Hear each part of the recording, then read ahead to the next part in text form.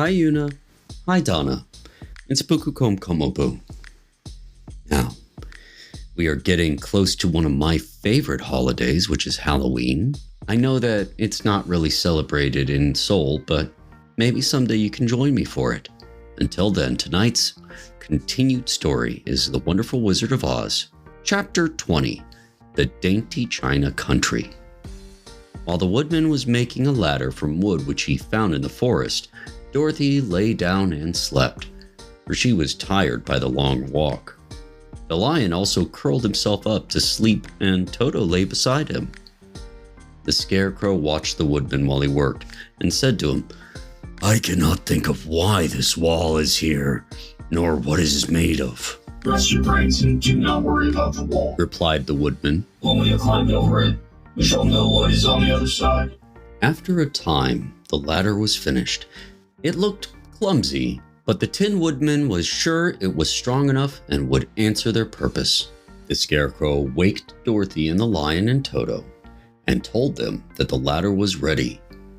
The Scarecrow climbed up the ladder first, but he was so awkward that Dorothy had to follow close behind and keep him from falling off.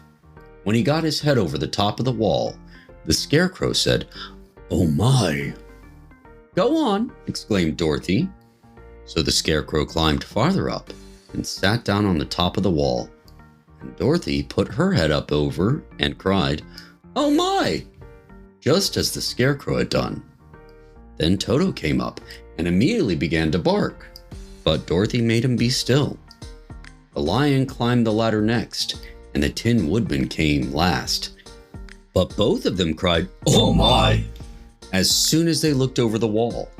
When they were all sitting in a row on top of the wall, they looked down and saw a strange sight. Before them was a great stretch of country, having a floor as smooth and shining and white as the bottom of a big platter. Scattered around there were many houses made entirely of china and painted in the brightest colors. These houses were quite small, the biggest of them reaching only as high as Dorothy's waist. There was also pretty little barns with china fences around them, and many cows and sheep and horses and pigs and chickens, all made of china, were standing about in groups. But the strangest of all were the people who lived in this country. There were milkmaids and shepherdesses with brightly colored bodices and golden spots all over their gowns, and princesses with most gorgeous frocks of silver and gold and purple, and shepherds dressed in knee breeches with pink and yellow and blue stripes down them, and golden buckles on their shoes, and princes with jeweled crowns upon their heads, wearing ermine robes and satin doublets, and funny clowns in ruffled gowns with round red spots on their cheeks and tall pointed caps. And strangest of all, these people were all made of china, even to their clothes, and were so small that the tallest of them was no higher than Dorothy's knee. No one did so much as look at the travelers at first, except one little purple china dog with an extra large head, which came to the wall and barked at them in a tiny voice, afterwards running away again. "How shall we get down?" asked Dorothy. They found the ladder so heavy they could not pull it up. So the Scarecrow fell off the wall, and the others jumped down upon him so that the hard floor would not hurt their feet. Of course, they took pains not to light on his head and get the pins in their feet. When all were safely down, they picked up the Scarecrow, whose body was quite flattened out, and patted his straw into shape again. "We must cross this strange place in order to get to the other side," said Dorothy, "for it would be unwise for us to go any other way except due south." They began walking through the country of the China people, and the first thing they came to was a China milkmaid milking a China cow. As they drew near, The cow suddenly gave a kick and kicked over the stool, the pail, and even the milkmaid herself, and all fell on the china ground with great clatter. Dorothy was shocked to see that the cow had broken her leg off and that the pail was lying in several small pieces, while the poor milkmaid had a nick in her left elbow. There! Cried the milkmaid angrily. See what you have done! My cow has broken her leg, and I must take her to the mender's shop and have it glued on again. What do you mean by coming here and frightening my cow? I'm very sorry, returned Dorothy. Please forgive us.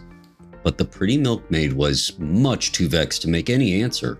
She picked up the leg sulkily and led her cow away, the poor animal limping on 3 legs. As she left them, the milkmaid cast many reproachful glances over her shoulder at the clumsy strangers, holding her nicked elbow close to her side. Dorothy was quite grieved by this mishap. We must be very careful here, said the kind-hearted woodman, or we may hurt these pretty little people so they will never get over it. A little farther on, Dorothy met a most beautifully dressed young princess who stopped short as she saw the strangers and started to run away. Dorothy wanted to see more of the princess, so she ran after her, but the China girl cried out, Don't chase me! Don't chase me! She had such a frightened little voice that Dorothy stopped and said, Why not? Because! Answered the princess, also stopping a safe distance away. If I run, I may fall down and break myself. But could you not be mended? Asked the girl. Oh yes, but one is never so pretty after being mended, you know, replied the princess. I suppose not, said Dorothy. Now there is Mr. Joker, one of our clowns, continued the China lady, who is always trying to stand upon his head. He has broken himself so often that he is mended in 100 places and doesn't look at all pretty. Here he comes now, so you can see for yourself. Indeed, a jolly little clown came walking toward them, and Dorothy could see that, in spite of his pretty clothes of red and yellow and green, he was completely covered in cracks, running every which way and showing plainly that he had been mended in many places. The clown put his hands in his pockets, and after puffing out his cheeks and nodding his head at them saucily, he said, My lady fair, why do you stare at poor old Mr. Joker? You're quite as stiff and prim as if you'd eaten up a poker. Be quiet, sir, said the princess. Can't you see these are strangers and should be treated with respect? Well, that's respect, I expect, declared the clown, and immediately stood upon his head. Don't mind Mr. Joker, said the princess to Dorothy. He is considerably cracked in his head, and that makes him foolish. Oh, I don't mind a bit, said Dorothy. But you are so beautiful, she continued, that I am sure I could love you dearly. Won't you let me carry you back to Kansas and stand you on Aunt Em's mantle? I could carry you in my basket. That would make me very unhappy, answered the princess. You see, here in our country, we live contentedly. We can talk and move around as we please. But whenever any of us are taken away, our joints at once stiffen, and we can only stand straight and look pretty. Of course, that is all that is expected of us when we are on mantels and cabinets and drawing room tables, but our lives are much pleasanter here in our own country. I would not make you unhappy for all the world, exclaimed Dorothy. So I'll just say goodbye. Goodbye, replied the princess. They walked carefully through the China country. The little animals and all the people scampered out of their way, fearing the strangers would break them. And after an hour or so, the travelers reached the other side of the country and came to another China wall.